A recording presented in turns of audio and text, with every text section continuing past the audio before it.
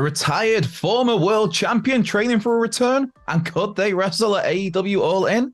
CM Punk takes shots at Hangman Adam Page after AEW Collision. A commentator is done with AEW Collision. And Jey Uso is moved to WWE's Alumni section. Hello and welcome to the Soul Sunday News here. Myself, Andrew Pollard at What Culture Wrestling. I hope you're doing well. There's some wrestling news to get into. So let's start with the potential return to the ring of Nigel McGuinness. Yes, this is news that put a massive smile on my face. As somebody who, when All In was first announced, I was thinking, man, wouldn't it be good if they somehow get Nigel involved, if they could somehow get McGuinness back in the ring, if they can somehow get McGuinness back in the ring against Bryan Danielson, which is something that unfortunately will not be happening, at least not at All In anyway. But Fightful Select is noting that Nigel McGuinness is, what was the phrasing of it here? Taking measures to return to the ring for the first time in 12 years. Somehow, yes, it is, 2011 since McGuinness retired, which is absolutely crazy to think about. Of course, he had to retire due to hepatitis B. And yes, since then, he's taken on, I guess you call it authority figures, on-screen authority figures with Ring of Honor, with TNA initially, actually. And then he's done his commentary work with Ring of Honor, with WWE, with NXT, NXT UK. And also these days, of course, as part of the AEW Collision team.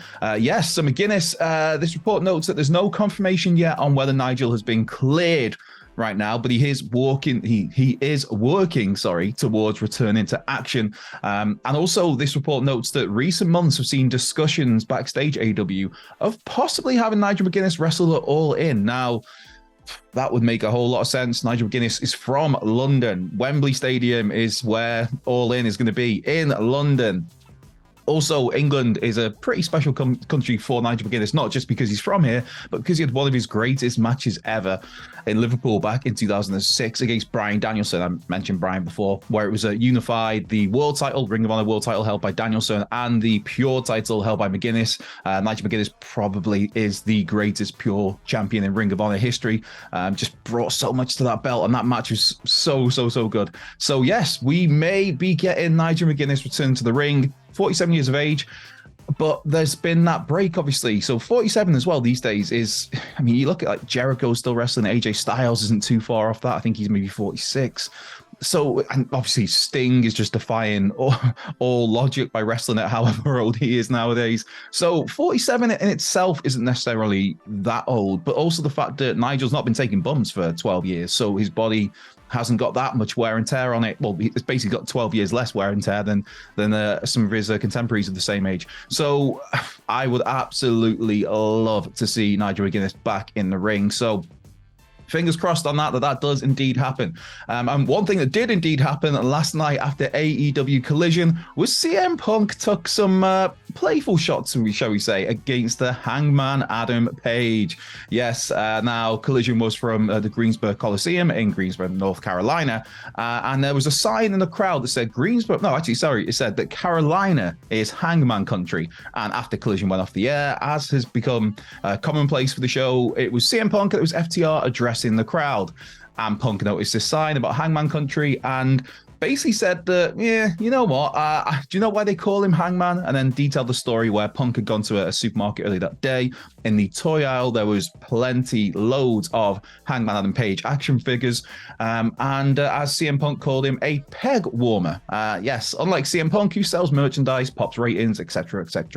So this is a mild dig, but one that will catch the attention of people such as myself here, because obviously CM Punk and the Elite, part of their whole beef, their whole big fallout, one of the early parts of it was Hangman Adam Page going a little bit off script and making reference to CM Punk and workers' rights in a in-ring promo between the two. And then obviously, of course, as that situation developed and came to a fiery, explosive head at All Out last year, that's where CM Punk in the post-pay-per-view press conference called, I can't actually say it, can I? So he called Adam Page a empty-headed, dumb fudge, should we say? Yes. So, hey, who knows? CM Punk, Hangman Adam Page at All Out? I think this is just Punk seeing a sign, Punk just having a little bit of fun. Of course, this could all also be the start of another fire that needs putting out. But I'd like to think that people, that everyone's kind of past that by now. But yeah, CM Punk will be facing Samoa Joe at All In, but there is nothing on the table for CM Punk at All Out a week later as of this recording. So, hey, Punk and Page, if they can make it work, then I'd be for it. But one person who will no longer be on AEW Collision is Ian Riccaboni. One of, I would say, just how good is Ian Riccaboni? It's great to see him getting so much love these days, and he's been great for years with Ring of Honor. Every opportunity he's had with AEW, he's knocked it out of the park. The last couple of weeks, he's been on AEW Collision alongside Nigel McGuinness, and McGuinness is great as well. So, but yeah, Riccaboni's time with Collision has come to an end. The man himself took to Twitter. I'd say Twitter, X. Sorry, I should say X. Yes. Anyway, he took to that social media platform, basically to say how much he's enjoyed his time on Collision, but for now, he has to return back to, I think he put it, his home planet, as in Ring of Honor. Now, Ian Riccaboni's presence on AEW Collision was only ever intended to be a temporary short-term one, simply because he was replacing Kevin Kelly. He was filling in for Kevin Kelly, who's been in Japan to cover the G1 Climax in New Japan Pro Wrestling. So Riccaboni's filled in alongside McGuinness. Also, Jim Ross has been back in the picture the last couple of weeks. Of course, JR was on the first episode of Collision, then has been absent due to some health issues that are going on with him. But he's back. He was back last week, actually, to call the main event. He was back this week as well to call the main event.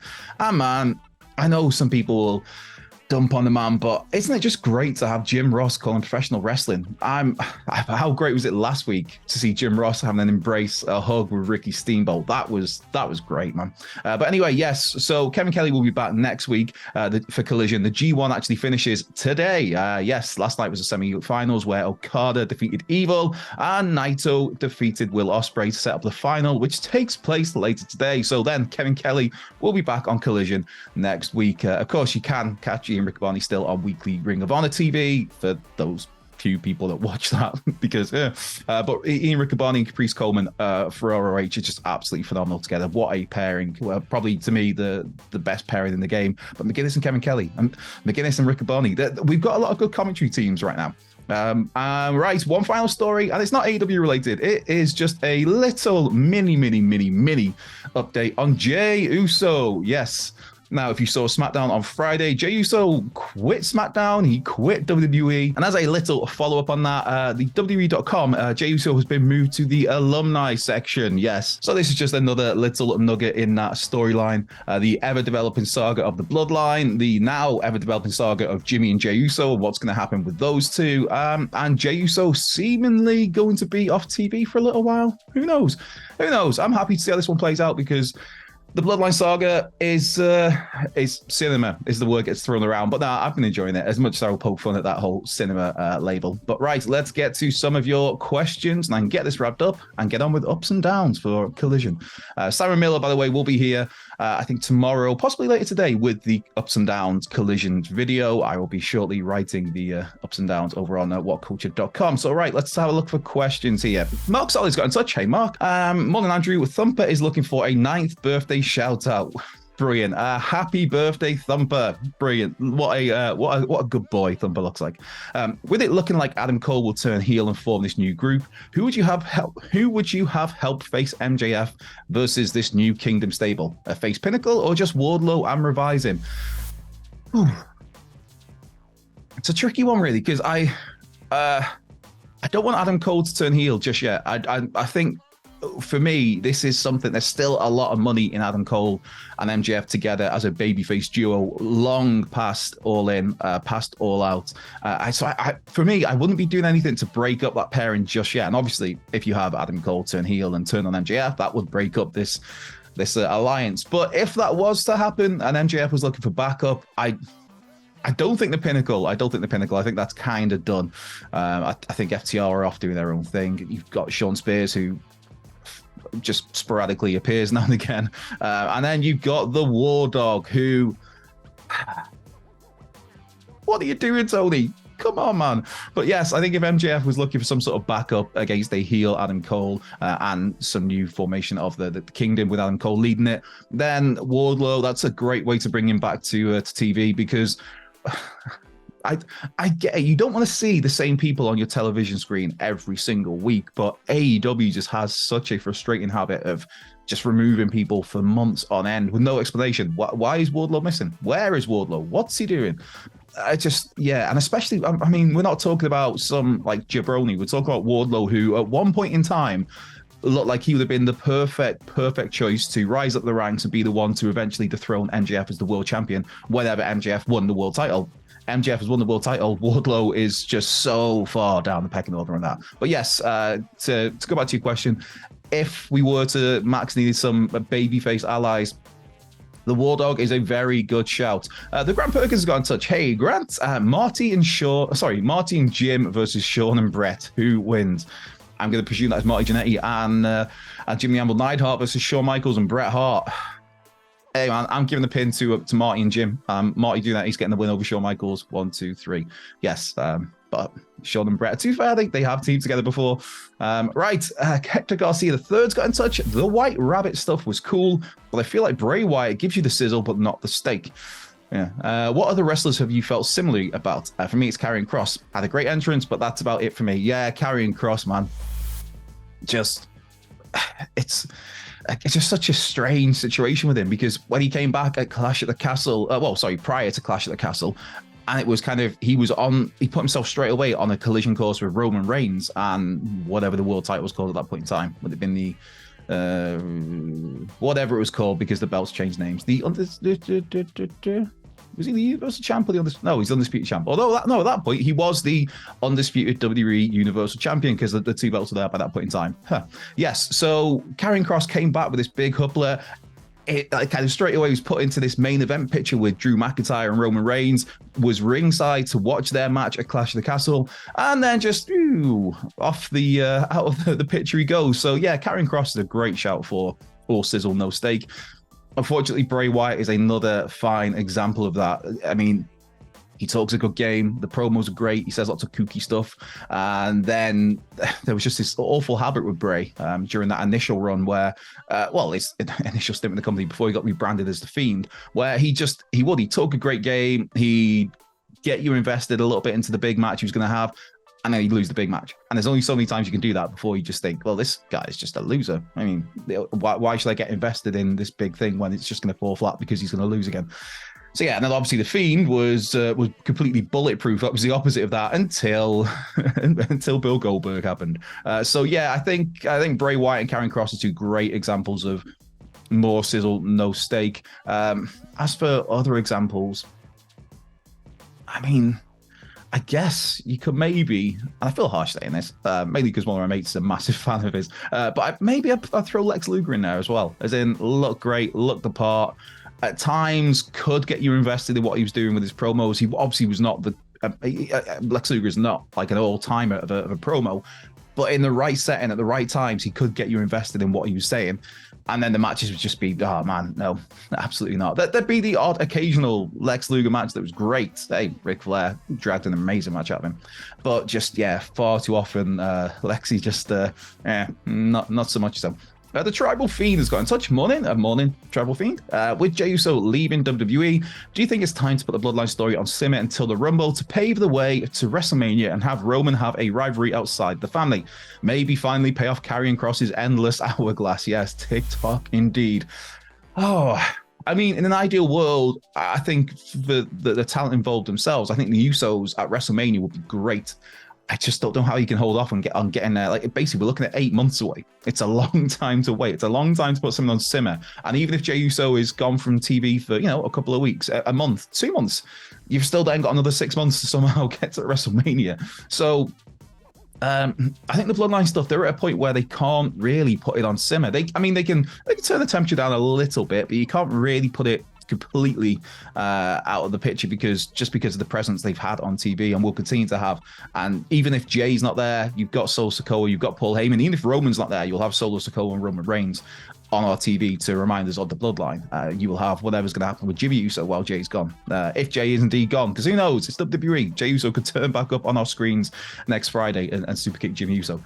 So yeah, I think they just got themselves into a position now where they're too, not, yeah, I gotta say it, yeah, maybe a little bit too reliant on the Bloodline, especially obviously in terms of carrying SmackDown, because if you took the bloodline away from SmackDown, sometimes those SmackDown shows aren't that great. Yes, there's a LA Night, yeah, and there are attractions like that. A lot of people like the LWO, they've been getting a bit of TV time. Santos Escobar, obviously Rey Mysterio, now the new United States champion. But if you take the bloodline away from SmackDown, then there's a lot of space to fill. There's a lot of voids to fill, and so I think the bloodline, that whole saga, will not be putting too much into a simmer. But yeah, I'm intrigued to see how they handle Jay and Jimmy, because it just seems impossible to hold this off somehow for another 8 months. Right, one last question. Ashley's got in touch. Hey, Ashley, morning legend. Not me, sir, but thank you very much. Do you think AEW should have handled All In differently? There seems to be disappointment amongst some fans regarding the build-up to matches and the matches themselves. Did AEW going silent for so long after the original announcement send the wrong signal? Yes, yes, yes. All of the yeses. Going into full Bryan Danielson mode, Daniel Bryan mode.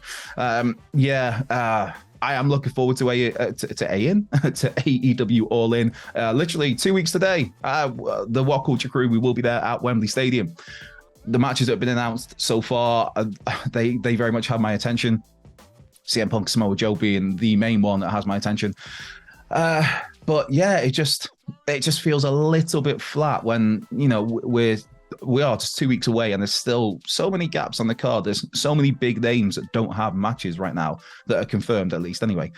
I think that the fact that, AEW, they announced the show, it's like a double-edged sword, because it's like, well, to the company's credit, they managed to sell whatever it is. I have no idea the official figure right now, but let's say 80,000 tickets. It's somewhere near there, but they managed to sell 80,000 tickets or near there without actually announcing a single match at that point in time. So it's like, wow, that's very impressive in itself. But then to sell that many tickets and to hold off for so long without making any sort of announcement regarding any sort of match, yeah, that's extremely poor form. And also, the decision to run this show, I know obviously Wembley Stadium, it's a case of it's a venue you have to book depending on its availability. So maybe it was only available on the 27th of August.